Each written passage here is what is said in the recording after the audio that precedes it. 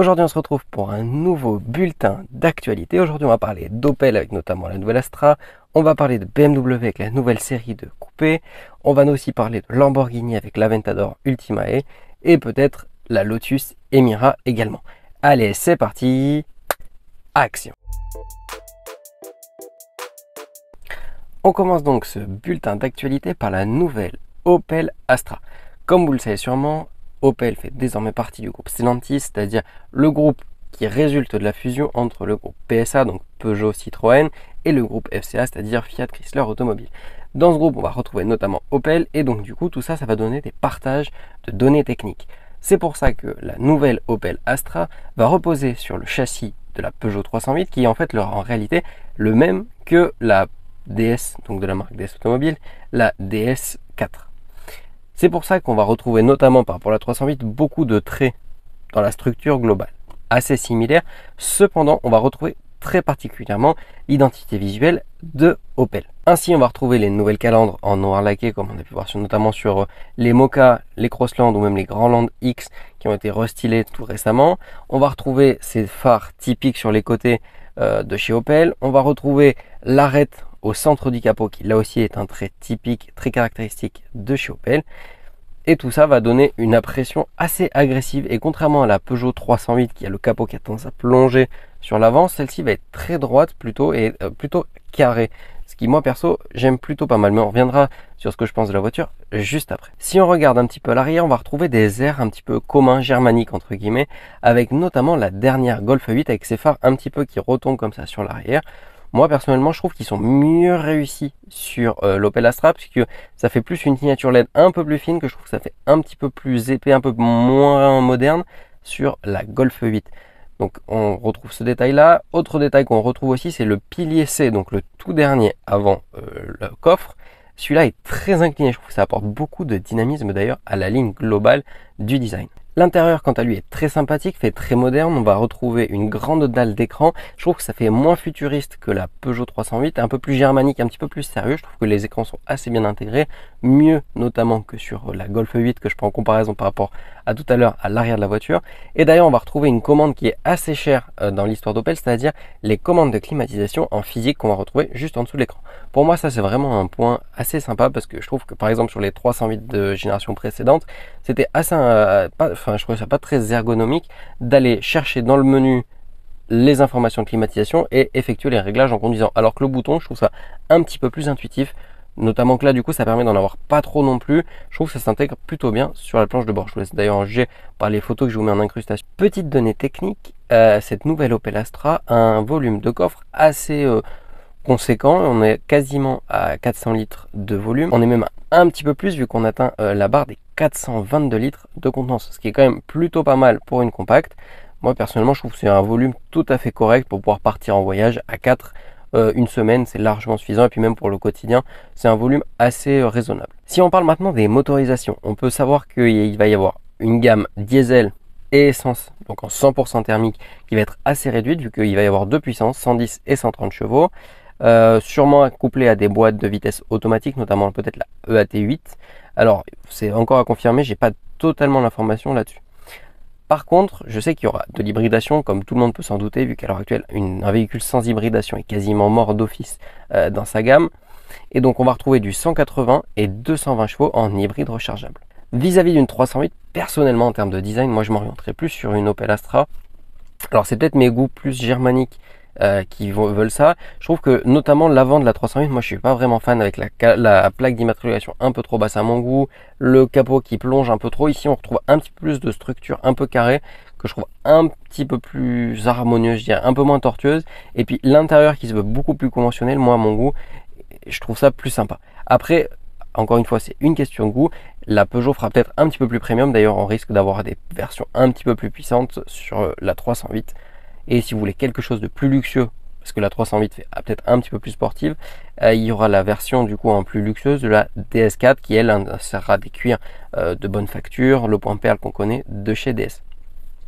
Concernant le prix, je n'ai pas encore d'informations à vous communiquer là-dessus. Je serais curieux aussi de voir, parce que là sur les photos que je vous ai présentées, c'était version assez haut de gamme, de voir comment la descente en gamme va se passer.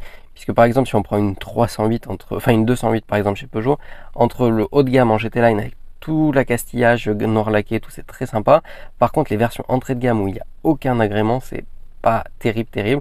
Donc là, à voir si sur cette Opel Astra, on est sur le même problème ou pas. On va s'intéresser maintenant à une nouvelle actualité. Il va s'agir de la BMW Série 2 Coupé. En effet, on a eu la version Grand Coupé qui a été présentée récemment, qui repose à peu près sur la même base que la série 1, c'est-à-dire moteur transversal avec une architecture typée traction. Ici, il n'en est rien. En effet, BMW revient sur cette version coupée sur une architecture plus correspondante, plus en alignement avec l'ADN de la marque. Effectivement, on va retrouver une architecture propulsion avec en plus la possibilité d'avoir un 6 cylindres en ligne, qui n'est pas le cas sur la version Grand Coupé.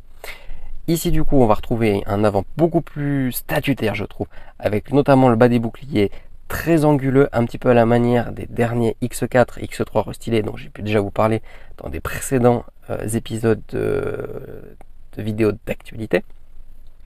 Et ici, il y a un autre détail qui va peut-être faire débat chez les puristes. Effectivement, les nouveaux designs de BMW sont réputés pour émettre du débat et de la polémique. Il s'agit peut-être des feux avant qui abandonnent pour la première fois le double Angelize qui est connu depuis les années 80 quasiment, avec déjà les séries 3E30 et même, il me semble, déjà sur les E21. Bon, là du coup on va retrouver une signature lumineuse qui englobe le phare. Moi je trouve que ça apporte pas mal de peps. Ceux qui seront sceptiques sur les séries 4 de la grosse calandre ici, ils retrouveront leur compte, vu qu'on se retrouve avec des haricots trapézoïdaux assez, je trouve, beaucoup plus petits. En plus, ils vont même pas être juxtaposés comme on a pu le voir sur les derniers SUV de la marque. Ils vont être un petit peu décalés, ce qui risque de plaire aux plus sceptiques. D'ailleurs, pour les plus sceptiques du coup de la série 3 et de la série 4, il y a un autre élément qui va par contre lui découler de la série 3 et de la série 4, ça va être les rétroviseurs qui vont être exactement les mêmes. Et d'ailleurs, même sur les versions M240i, donc c'est-à-dire la version sportive, on va retrouver exactement les mêmes rétroviseurs que sur les M3 et M4, c'est-à-dire une forme un peu plus carrée que d'habitude et la barre qui vient joindre légèrement au niveau du montant, ce qui fait que ça fait comme sur les rétros des anciennes M3, plus anciennes et plus mythiques. Si on regarde à l'arrière, la forme générale est à peu près la même que la génération précédente. Cependant, ici, on va retrouver des phares qui vont être un petit peu excentrés, peut-être un peu petits, un peu bas, qui font débat dans la presse. Beaucoup sont un peu déçus de la forme de ces phares. Moi, personnellement, je les trouve peut-être un peu petits. C'est le seul reproche que je pourrais leur faire. Après, je trouve que le remplacement est assez sympa parce que du coup, on a un petit peu l'impression que la malle est très haute.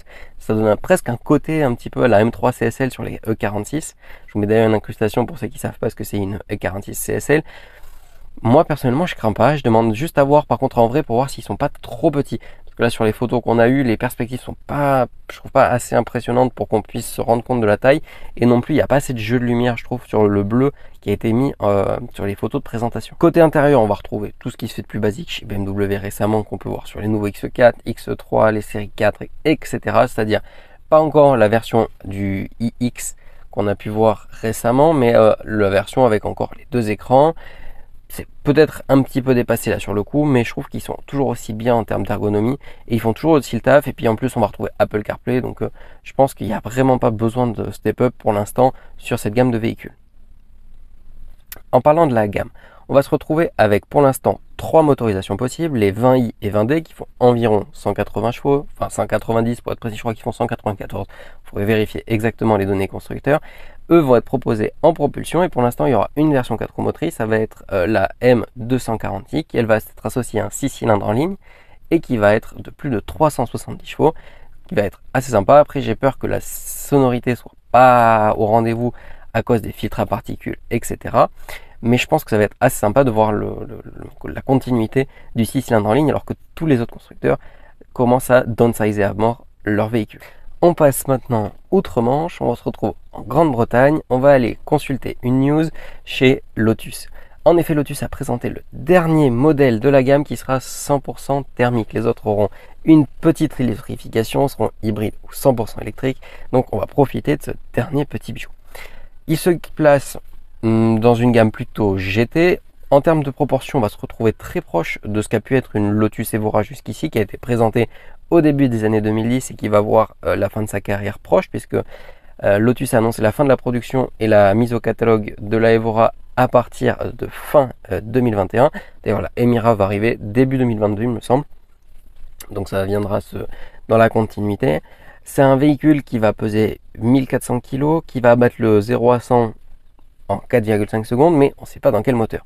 Pourquoi je vous dis on ne sait pas dans quel moteur? Et bien en réalité, le gros scoop entre guillemets de cette Lotus que moi je trouve assez intéressant, c'est que le propriétaire, contrairement à d'autres GT par exemple comme l'Alpine, a le choix entre deux motorisations. Le V6 Toyota déjà connu et un 4 cylindres normalement qui découlerait de chez Mercedes. Alors peut-être celui de la A45S, à voir. En tout cas, on a une plage de puissance que commençait à révéler Lotus qui sera compris entre 360 et 400 chevaux. Donc ce qui est assez sympa, donc avoir les performances et la sonorité encore une fois, et aussi la différence de poids qu'il y aura entre les deux versions. D'ailleurs, je ne sais même pas si en France on aura le droit aux deux versions. Pour l'instant, c'était le communiqué monde entre guillemets de Lotus. En tout cas, en termes de design, je la trouve assez jolie. Je trouve qu'elle se caractérise pas mal en termes de largeur. Je la trouve assez imposante sur la route. Si vous voulez voir les photos, là, je vous les incruste juste à côté, comme d'habitude pour les actualités. Ce qui est aussi étonnant, c'est le tarif auquel le véhicule va être vendu. Normalement, le tarif de base va être prévu aux alentours des 70 000 euros. Alors encore une fois, c'est sans malus et c'est le prix de base.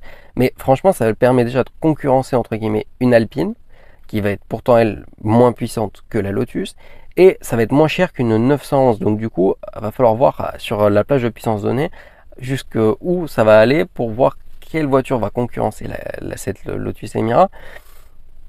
Moi perso, je trouve ça assez intéressant cette nouvelle proposition, vu qu'on s'éloigne un petit peu de ce que peut être une Alpine ou un Cayman, mais sans trop se rapprocher non plus d'une trop grosse GT, par exemple comme une 911 ou encore une Mercedes AMG GT. Ensuite, on va filer chez Lamborghini qui a présenté un nouveau modèle, ou plutôt déclinaison, puisque ça va être basé sur la Aventador. Oui, c'est encore une édition. Normalement, cette fois-ci, c'est la DDR. D'après Lamborghini, ce sera vraiment la dernière version du V12 atmosphérique sans hybridation avec une Aventador. Bon, il s'agit de la version Ultimae. Alors, je ne sais pas si je le prononce très bien. En tout cas, c'est écrit exactement de cette manière-là. On va se retrouver avec une voiture ultra performante, vu qu'on va avoir le V12 avec la version la plus puissante jamais produite par Lamborghini. En effet, on va atteindre la puissance de 780 chevaux, donc presque 800 chevaux, toujours accouplé à la brutale et si démoniaque boîte simple embrayage de chez Lamborghini. C'est sûr, vous prendrez des coups dans la nuque à chaque passage de rapport sans hésiter. Le son risque encore d'être largement au rendez-vous. Surtout que le poids est donné pour 1550 kg, c'est-à-dire qu'on va perdre quasiment 80 kg par rapport à une version, il me semble, standard. Et ce qui va permettre des chiffres en termes de performance de 0 à 100 qui vont être de 2,8 secondes. Et sur du 0 à 200, on va être à 8,7 secondes, ce qui est vraiment peu. D'ailleurs, si on regarde esthétiquement, ça paraît assez bizarre puisque la voiture semble presque découler d'une version classique, vu que l'avant n'est pas si énorme que ça. Pourtant, le bouclier est totalement inédit. L'arrière, lui, par contre, est repris de la SVJ, mais par contre sans l'aileron arrière, ce qui fait peut-être un léger manque d'agressivité pour une version finale à mon goût. Mais bon, après, si vous voulez quelque chose de plus agressif, vous avez les versions SV ou SVJ. Parce que je peux vous le rappeler, les versions de la Aventador se sont succédées les unes après les autres. On a eu l'Aventador classique, on a eu la S, la SV, la SVJ, la Iota ou encore la SVJ 63. Bref, une quantité de modèles. Celle-ci, cette édition sera limitée à 350 exemplaires en coupé et un petit peu moins de 250 en roadster. Enfin, dernière actualité dont je voulais vous parler, il s'agit plutôt de SpyShot chez BMW. En effet, les prochaines séries 7 et X7, X5, on ne sait pas trop ce que c'est comme SUV, ont été surpris avec des camouflages, mais un camouflage assez particulier, puisqu'en effet, on voit comme s'il y avait des optiques à double étage, un petit peu à la manière de Skoda ou encore de Citroën. Ça commence à faire crisser des dents les puristes, comme vous vous imaginez. À mon avis, le design sera encore un petit peu tortueux, histoire de créer du débat autour de ce design, un petit peu à la manière des séries 4 avec leurs grands haricots, ou encore de la série 2 dont je vous ai parlé précédemment, avec ses feux arrière un petit peu excentrés.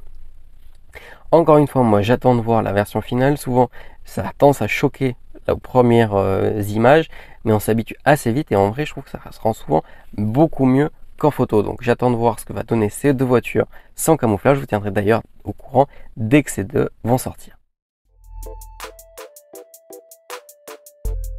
Sur ce, j'espère que cette vidéo vous a plu. N'oubliez pas à laisser un pouce bleu, à vous abonner, à activer la cloche de notification. Rendez-vous dimanche prochain pour une prochaine vidéo. Il s'agira d'une configuration de voiture. Sur ce, portez-vous bien et à la prochaine.